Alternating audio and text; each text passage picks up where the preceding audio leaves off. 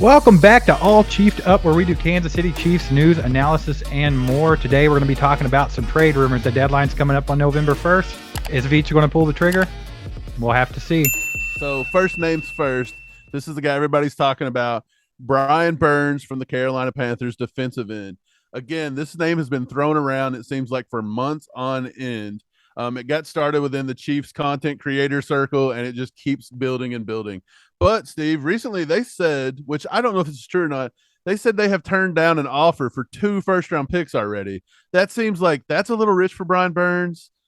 But do you think they really turned that down, or what do you think? That's complete BS. If they got offered 2 first rounds for Brian Burns, they're probably doing backflips, like accepting that trade.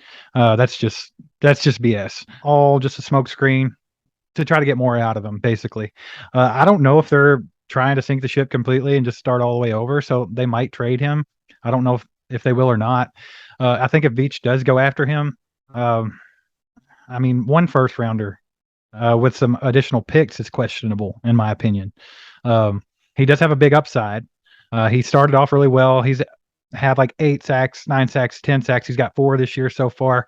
So yeah, he's got a ceiling, but I just don't know if it's enough to be, selling the house for. Right. So that begs the question. If you did bring in Brian Burns, what are you having to give up? And then also, where does that put Frank Clark? I believe that means you have to have a trade in place for Frank Clark, shipped him out to make room for it, because I don't think you can have all this big money. Brian Burns is also still, I believe, on his rookie contract, so they can maybe franchise tag him next year, pick up an option. I'm not for sure what year he's on his contract. I'd have to look into that. But yeah, it seems like that would be the only plus side, is his age and things. But what are you going to do with Frank Clark? How are you going to make this happen? I just don't see it. I think there's bigger teams out there that like to give up more draft picks than we do. I see Brian Burns maybe going to the Eagles. The Eagles are in a position where they can make a push. They just had Derek Barnett get injured early in the season. That also brings us to another name. If they can't get on Brian Burns, this is another name that's been thrown out, and that is Robert Quinn from the Bears. But it looks like he's getting a little older. Age may be catching up to him just a little bit. PFF said he only had 1 pressure going into week 7. So what do you think about Robert Quinn? Man, people were screaming for him in the offseason. Like, we have to go get Robert Quinn. He's a monster. He had 18 sacks last year. We need that kind of a presence on the edge there. In hindsight, Veach passing over that and not really entertaining that might be paying off. That's kind of like, how he saw the future and he knew that Tyrann Mathieu was done playing football. Like, he knew he wasn't ever going to tackle anybody anymore and things like that. Maybe he saw something with Robert Quinn, like, hey, he's getting a little older. Not going to invest a lot in this guy because he could be, declining. And like you said, so far he's had 1 pressure on the year. Good grief, man. Could you imagine if they would have made a big trade for him or pay him a lot of money? That would have been very depressing. Right. So I think the odds of getting Robert Quinn probably pretty low in my estimation. I don't see us getting Burns or Quinn, to be honest. I do think the Eagles will end up with one of them too. I believe both of those feel like a move that the Eagles can make. I just don't know if the Chiefs go in that direction. Another guy's been thrown out, New Orleans Saints defensive end Cam Jordan. He's played 11 years, I believe, in New Orleans. He seems to me like he's a lifer Saint. Like, I just don't see them letting him go. No matter what you give, you probably have to give up way too much. CBS Sports had threw that out there. We ran with it and said, hey, guys, this is what CBS Sports is saying. What do you think if the trade works through? People said we were thrown out. Clickbait. Like, we never said he was coming here. We just said, what do you think? This is what they're reporting. Personally, I don't see us ever making that deal. I think he's a little too old. He does still have a little juice, but again, you bring him in, you sub out Frank Clark. Is it that big of an upgrade in the end? No, and you have to think right now, a lot of people's really big on getting another edge rusher, but I honestly don't know if Veach even considers that a thing. Because right now, you're looking at Karlaftis, Dunlap, Frank Clark, Mike Dana's going to be coming back. And the way that Spags has been using these guys, just running like we talked about. We talked about this during the offseason a handful of times, and everyone called us stupid. But he's literally using those guys, all edge rushers. If you consider Chris Jones to be possibly an edge rusher like they tried to use him last year, at certain points, there's 4 of them on the field. You saw in this last game, Carlos Dunlap would go to the middle, or George Karlaftis would go to the middle, and Frank Clark, Chris Jones. You put those four on the defensive line there, and you have a force to be reckoned with those four names. So I don't know if they're that worried about getting an edge rusher. Some of the other ones that I've heard people kind of throw out there, Josh Allen was a rumor for a while from the Jaguars. I don't think they're looking to get rid of him. He's too good of a player, and they're a young team that's getting better and better. So I think they keep him in place. One that's kind of intriguing, and we talked about this a little bit off camera the other day while we were watching the game, but Montez Sweat from Washington, a lot of people have highlighted him as a possible target. What would you think about that one, Mike? I think him, or as crazy as this sounds, I think Chase Young could possibly be had for the right price. They got both of these guys coming up in the next year or so, and they're going to have to sign. Are they going to be able to sign both of them? I don't know if that's a possibility. They also just give their defensive tackle Jonathan Allen $18 million a year. I think the Carson Wentz spectacle and the little experiment they did with him has went completely under. It's over. Taylor Heineke looked way better under center yesterday than Carson Wentz ever did. I think I just go with that, take my loss. We all seen that coming. But yeah, I would not be opposed to Montez Sweat or Chase Young. I don't know how you could pull that off. You'd probably have to give up a little bit. I don't think it'd be as expensive as Brian Burns per se, but yeah. I'm going to throw out another name today that I just read. They said they're fielding offers. We talked about it off camera. We said it's probably would never happen, but it is intriguing, and that is outside linebacker Bradley Chubb from Denver. That kid can get after the quarterback, and that may be something that I would look at as Brett Veach. You got to kick the tires on it, but what's the odds that Denver and KC are going to make a deal happen? Probably No. slim to none. Denver is not going to let him go in this division. There's no way. He's too good. It would come back to haunt him 100%. I don't see that one happening. So, like I said, I don't think that edge rusher might not be the target that Brett Veach is honing in on here. A lot of talk about Odell Beckham Jr. We do know that Veach likes OBJ. He actually made a play at him last year before he went to the Rams, and it was considered. And you've heard it straight out of Veach's mouth. He likes him. He thinks he's a valuable player. So thinks he's got some left in the tank, and he's always going to be looking to acquire new talent. Now we have kind of the same deal, man. We got a lot of receivers. So is there any room for him on this team, do you think, Mike? No, I don't think there is. OBJ, he's now coming off his second major knee injury. I don't see how he gets in time and can contribute. This is a tough playbook. You've seen what Josh Gordon did. Not saying OBJ and Josh Gordon are similar in any way. OBJ is a much better wide receiver, but usually OBJ is to take the top off of a defense. And it's like, how much speed does he actually have left in the tank? You know what I'm saying? Like, how speedy is he? I love the dude as a person. I think OBJ is pretty cool dude. I'd love to see him on the team. I just don't see for his price tag what he actually offers us. Would it be cool to have him? Yeah, but I mean, is he really going to take snaps over Miko after Miko's been coming on? Is he going to take snaps over MVS after MVS has shown that he's starting to figure it out? Juju's starting to move the chains reliably, and he's building a good rapport with Patrick Mahomes. So I don't see him taking that either. Sky Moore snaps, but Sky Moore, he's going to learn. He's going to get there. I don't think you give up on a second round pick that early. It's not going to happen. So I just don't see where he fits.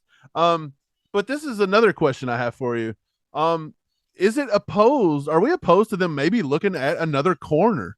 We've seen them playing Chris Lamons the other day. They've had to start Josh Williams. They've had to start 7th round pick Jalen Watson. Fenton has shown some problems staying healthy. Sneed, what happens if Snead gets injured a little bit? Like, we're not as deep as we thought we were coming in. What do you think about some corner pickups? Corner's definitely a possibility because, I mean, like you said, a lot of injuries there. We did draft like a million of them. So everybody was kind of like, what are we going to do with all these corners? But actually, in hindsight, once again, Veach made a really good move doing that because we needed the depth. We've got a lot of significant play out of Jalen Watson, who was a 7th round draft pick. Josh Williams, he got thrown in the fire in the Buffalo game. He got beat up on a little bit. He got beat up on a little bit this last week against San Francisco. But guess what? He got an interception. He made some good plays. He's starting to learn. It's just going to take some time. I mean, he's gonna take some lumps before he figures it out. So why not go ahead and do it now? But yeah, we could definitely use some corner presence. Probably a veteran, I would say. Maybe something like that could get this team rolling and help these young guys. Well, we should be getting McDuffie back this coming week, I'm sorry, the week after the bye. So I don't know, man. I wouldn't be opposed to it. There's a rumor out of Cleveland that the Browns may be trying to part ways with Greedy Williams, cornerback from LSU. They drafted him in the second round. I want to say maybe 4 years ago. He's not really lived up to the hype, but that is an LSU guy. You know, he's played against good talent. I don't know what his work ethic is. I've not really looked at his numbers. I don't know his PFF grades. Would that be somebody you would consider throwing a late round pick if you could get him? Maybe like a fifth, sixth round pick. Would you take a shot at somebody like a Greedy Williams? I literally comped Joshua Williams to Greedy Williams. Okay. So, So so you would if take you him, remember, yeah, so I think they're kind of the same type of player. You know, they're long. Uh, which they is got all good. That means he fits the mold. right. So I mean, I don't know what the ceiling is with Greedy. I think there's a good ceiling with Josh. I don't know. I wouldn't be opposed to that either. But I don't know. You know, I really don't know if cornerback's going to be it. I can't really think of anything else other than right tackle. So right tackle could be a target, but you know, he's been catching a lot of crap, but Wiley hasn't done too bad. He's been serviceable at right tackle. I mean, he's had his ups and downs. We do have Lucas Niang getting ready to come back off an injury. We don't know where he's at, when he's going to be football ready. We don't know how good he's going to be when he gets out there because we haven't got to see, you know, a good sample size of it yet because of his injury. So, um, you had actually mentioned maybe making a move at Taylor Moton or Moton, however he says his Yeah. name, over there in Carolina. Um, is that something that you would be wanting to do as opposed to edge rusher or receiver or cornerback? So yeah, I mean, if you could get him for the right price, it'd probably take a second, third round pick to get somebody like him. Is he going to come in and be productive? I do think so. I know the system's tough. The schemes are probably a little bit different, but I do think that's something tackles can pick up on. It's not that hard. You usually find your gap, you find your man, you go get him. It's not that hard. It's a little different trying to learn the playbook from learning 9 different route trees, you know, to coming in and doing that. So he is one. There's also Cleveland's also shopping Jack Conklin. If you remember him out of Michigan State a few years ago, also played for Tennessee. They're actually saying that they may listen to Jack Conklin at right tackle. He's pretty good. PFF puts him a pretty decently high rating this year. The only thing with Conklin is he's got a contract issue where like he's got a couple dead years in there and they could be up to 9 million per, I believe. So people are like not wanting to touch that. I don't know if you have to touch it all to get him. I don't know how that works. Maybe you could take a little bit. Cleveland takes a little bit. I'm not for sure how that works. But you could get him for probably like a fifth or sixth round pick because of that. That may be something to look at. But other than that, I don't really know where you'd go for right tackle here in the middle of the season. Somebody did comment and say who trades for a tackle in the middle of the season. If you remember, Dwayne Brown went to the Seahawks in 2018 or 19, I believe, and actually become a Pro Bowler that year. So it has happened. Yeah, so when I really think about it, cornerback, I don't think that Veach will go that direction. If you think he had all the chances in the world to make a play at James Bradbury, never really did it. That was just a big hype.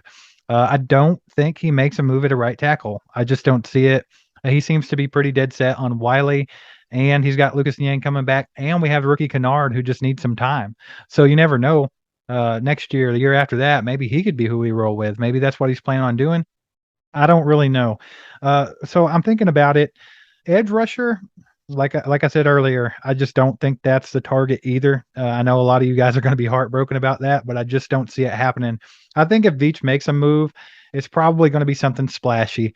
He might take a stab at OBJ or something like that, just to have more talent on the team. You've seen him do it in the past. So honestly, if I really had to guess, I would say that he makes no moves by November 1st and nothing happens. And everybody just was, you know, all excited for nothing because that seems something very, very Brett Veach like to do. But I would say if I had to guess, if he does make a move to sign someone or trade someone, it would be to get Odell Beckham Jr. or he might take an older edge rusher. They have done that in the past. If you look back at Terrell Suggs the year we won the Super Bowl and stuff like that, just someone to come in and give you some significant snaps. They've done that with Dunlap, and I feel like he's getting a bigger role than they even planned on, and I'm okay with that because he's been great. But I think I'm going to go with either OBJ or maybe if they could, you know, work something out on an older edge rusher. I would like to see them maybe go defensive tackle and go ahead and get Ndamukong Suh. I'm still on that train. So yeah, that's kind of where I'm at with it. Okay, so that's a perfect lead in for what I was going to say.